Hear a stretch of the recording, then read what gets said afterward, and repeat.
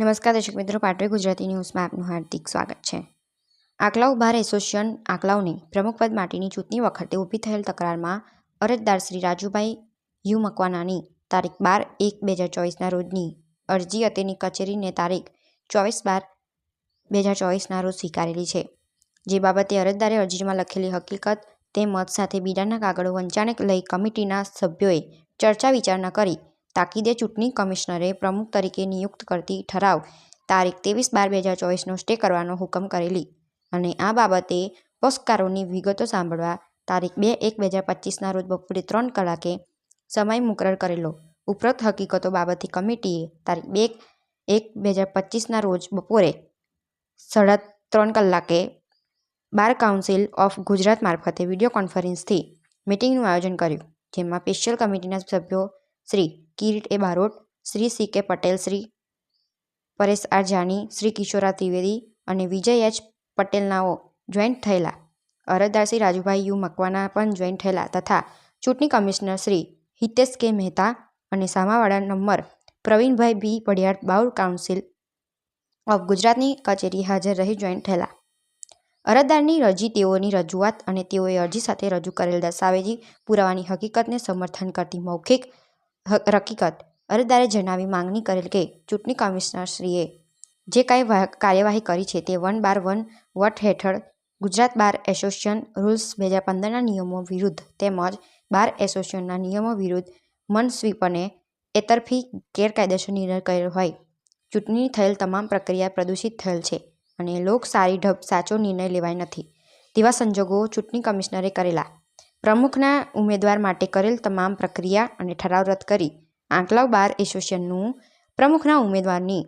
ચૂંટણી ફરીથી કરવાની માંગણી કરતી અરજ કરેલ છે। ઉપરોક્ત અરજદારની હકીકત સામે સામાવાડા શ્રી હિતેશ કે મહેતા, જેઓ આંકલાવ બાર એસોસિએશનના સભ્ય છે અને ચૂંટણી કમિશનર તરીકેની કામગીરી કરેલ છે, જેઓને કમિટીના સભ્યો દ્વારા પૂછપરછ કરતા હકીકત જણાઈ છે કે પ્રમુખના પદના બંને ઉમેદવાર વચ્ચે ટાઈ થતાં બંને અરજદારોએ સ્વેચ્છાએ ચીલો ઉપાડવા માટે 2 અગર તો અન્ય રીતે 6 માસ વહેંચી હોદ્દા પર રહેવા ખુશી બતાવેલ નથી, જેથી બંને પક્ષકારી સાથે વધુ હકીકત વિચારી સમજી નિર્ણય લેવા સોમવાર રસ્તા 23/12/2024 સુધીનો સમય માંગેલ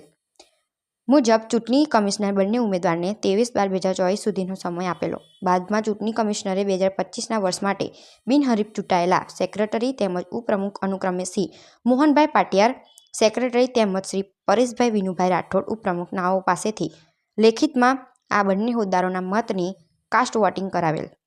જે બાબતે કાસ્ટ વોટિંગ સામાવાડા નંબર શ્રી પ્રવીણભાઈ પી પડિયારની તરફેણમાં બંને ઉમેદવારે લેખિતમાં કરી ચૂંટણી કમિશનરે તારીખ 24/12/2024ના રોજ આ બંને વ્યક્તિઓના કાસ્ટિંગ વોટ સામાવાડા નંબર 2ની તરફેણમાં ગયેલ હોય, ચૂંટણી કમિશનરે પ્રમુખ તરીકે અરજદારના હરીફ ઉમેદવાર સામાવાડા નંબર 2 શ્રી પ્રવીણભાઈ પી પડિયારનાઓને પ્રમુખ તરીકે નિયુક્ત કરતો ઠરાવ પસાર કરી પરિણામ જાહેર કરે। સદરુ હકીકતો તથા અરજી વિગતોના સામેવાળા પક્ષ નંબર 2થી પ્રવીણભાઈ પી પડિયારને તેઓની રજૂઆત અંગે પૂછતા તેઓ જણાવે છે કે ચૂંટણી કમિશનર શ્રી મહેતાએ કરેલી કાર્યવાહી લીગલી એટલે કે કાયદેસરની અને યોગ્ય રીતે મને પ્રમુખ તરીકે નિયુક્ત કરતો ઠરાવ કરેલ છે, તેમજ અરજદારે પોતાની અરજીમાં કરેલા આક્ષેપો અને ખોટા પાયા વિશેના હોય અરજદારની અરજી હાઈલે કરી ચૂંટણી કમિશનરે કરેલ ઠરાવ બદલી આપવા ગરજ ગુજારેલ છે। આમ ઉપરોક્ત સમગ્ર હકીકતો સાંભળ્યા બાદ આજરોજ કમિટીના સભ્યોએ અરજદારની અરજી તેમની સાથે રજૂ થયેલા દસ્તાવેજી પુરાવો, જેમાં બંને ઉમેદવારોએ તારીખ 20/12/2024ના રોજ ઇલેક્શનના દિવસે મૌખિક રજૂઆત ધ્યાને લઈ ચૂંટણી કમિશનર પ્રમુખ પદના ઉમેદવારનું પરિણામનો કોઈ નિર્ણય ન લઈ સમગ્ર હકીકત નક્કી કરવા માટે તારીખ 23/12/2024ના સોમવાર બપોરે 3 કલાકે સુધીનો સમય આપેલ છે, જેનાથી એવી હકીકત સ્પષ્ટ થાય કે આ હકીકત ફક્ત મૌખિક હોવાનું જણાવવામાં આવેલ છે। તેમ છતાં ચૂંટણી કમિશનરે તારીખ 23/12/2024ના રોજ કોઈપણ નિર્ણય લીધેલ નથી, પરંતુ